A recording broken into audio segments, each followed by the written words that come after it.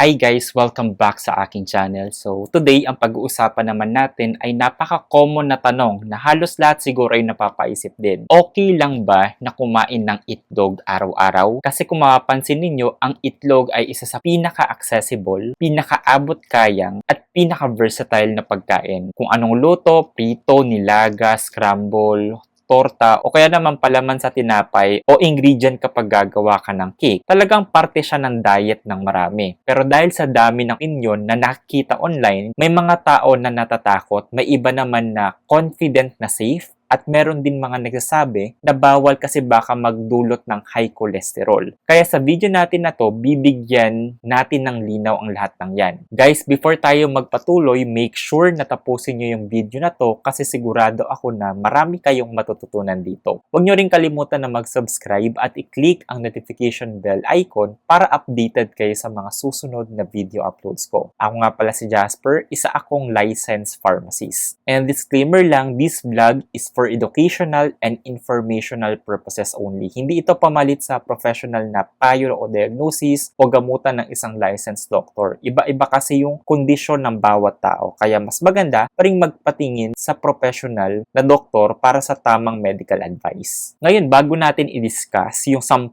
benefits ng pagkain ng itlog araw-araw, pag-usapan muna natin kung safe ba talaga ito. According to nutrition experts and scientific studies, ang itlog ay isang nutrient-dense food. Ibig sabihin, maliit lang ang serving pero siksik na siksik sa nutrisyon. Ang isang pirasong malaking itlog ay may around 70 calories. Pero meron na itong high-quality protein, healthy fats, vitamins, at minerals na kailangan ng katawan. Kaya sa totoo lang, kung titingnan mo sa perspective ng nutrition science, wala talagang masama ang pagkain ng itlog araw-araw. Basta moderate at depende rin sa overall diet mo. Ngayon, pag-usapan naman natin yung nutritional profile ng itlog. Alam nyo ba na halos kumpleto na ang nutrients ito? Kasi sa isang itlog, makakakuha ka ng high-quality protein, lahat ng essential amino acids, vitamin A para sa mata at immune system, vitamin D para sa buto at calcium absorption, vitamin B12 at folate para sa blood health at brain function, selenium na powerful antioxidant at choline na sobrang importante para sa memory at brain development. Sa madaling salita, parang multivitamins na nakakain. Kaya hindi nakakapagtaka kung bakit tinatawag din siyang superfood ng maraming nutritionists. Bukod sa nutrients, ang itlog ay sobrang flexible din. Pwedeng kainin sa umaga bilang almusal, pwedeng gawing baon, pwedeng dagdag protein sa post-workout meal, at pwedeng ihalo kahit anong ulam. Kaya kung iisipin, hindi lang siya healthy, practical din siya. Murang-mura, madaling hanapin, at hindi mahirap iluto. Ang tanong lang talaga ay, gaano karami ang safe? Well, ayon sa American Heart Association, ang majority ng tao ay pwedeng kumain ng isang itlog araw-araw nang walang problema. At sa mga physically active na tao o mga walang health issues, minsan dalawa pa nga ay considered okay. Ang kagandahan pa dito, hindi mo kailangan kumain ng itlog sa parehong paraan araw-araw para hindi ka magsawa. Pwede mong iba-ibahin. Isang araw hard-boiled, kinabukasan scrambled, minsan omelette may gulay. O kaya sunny side up na partner ng sinangag. Hindi lang siya source ng protein, kundi nakakatulong din siya para maging balance ang diet mo. Kasi kapag may itlog sa plato mo, mas kumpleto na yung meal kahit simple lang. Sa iba, para sa mga nag-workout, talagang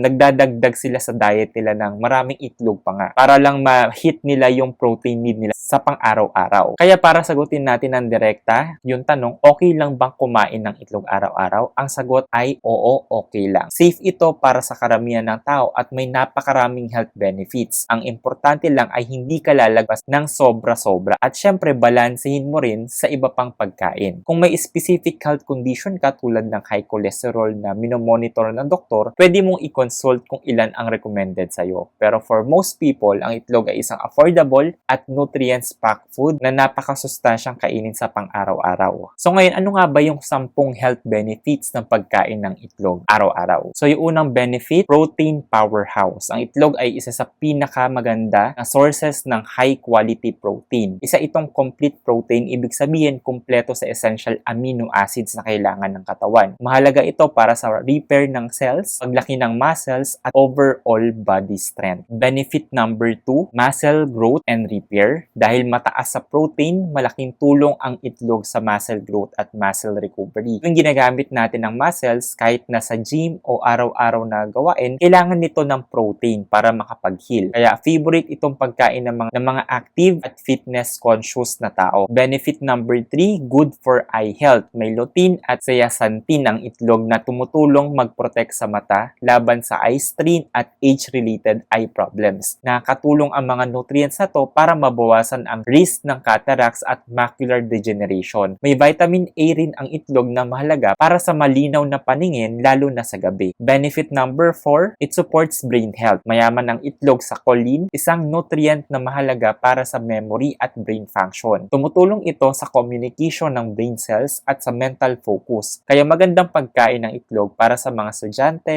professionals at kahit sa mga bata. Benefit number 5 naman, it helps in weight management. Kasi ang itlog ay sobrang nakakabusog kahit kaunti lang ang calories. Benefit number 5, helps in weight management. Ang itlog ay sobrang nakakabusog kahit konti lang ang calories. Dahil mataas ito sa protein, mas tumatagal ang feeling ng fullness at nababawasan ng cravings, kaya mas madaling kontrolin ang pagkain sa buong araw. Benefit number 6 naman, supports heart health. Kahit may cholesterol ang itlog, ipinapakita ng maraming studies na safe ito kapag kinain in moderation. Hindi ito automatic na nagpapataas ng risk ng heart disease sa karamihan ng tao sa tamang dami at balanced diet. Pwede pa nga nitong mapataas ang good cholesterol o HDL. Benefit number 7 naman, strong bones and teeth. May vitamin D ang itlog na tumutulong sa absorption ng calcium sa katawan. Mahalaga ito para sa matibay na buto at ngipin. Lalo itong beneficial sa mga bata at matatanda para maiwasan ang bone problems. Benefit number 8 naman, boost the immune system. Ang itlog ay may selenium, zinc at vitamins na tumutulong palakasin ang immune system. Nakakatulong ito sa katawan na lumaban sa infections at sakit. Mas nagiging mabilis din ang recovery kapag nagkakasakit. Benefit number 9 naman, good for skin and hair health kasi merong protein at biotin ang itlog na mahalaga para sa healthy skin at stronger hair. Nakakatulong din ito sa skin repair at hair growth. Kaya popular din ang itlog sa beauty at wellness routines. And lastly, benefit number 10, affordable superfood. Ang itlog ay mura, madaling hanapin at maraming nutrients. Kahit simple lang, kayang makipagsabayan ng itlog sa mga mahal na superfoods. Kaya swak ito para sa healthy lifestyle kahit may budget limit. Again, ang dami ng itlog na pwede nating kainin sa pang-araw-araw, 1 to 2 eggs para sa mga healthy adults. Para sa mga atleta naman or yung mga physically active na individual, so kino-compute kasi nila kung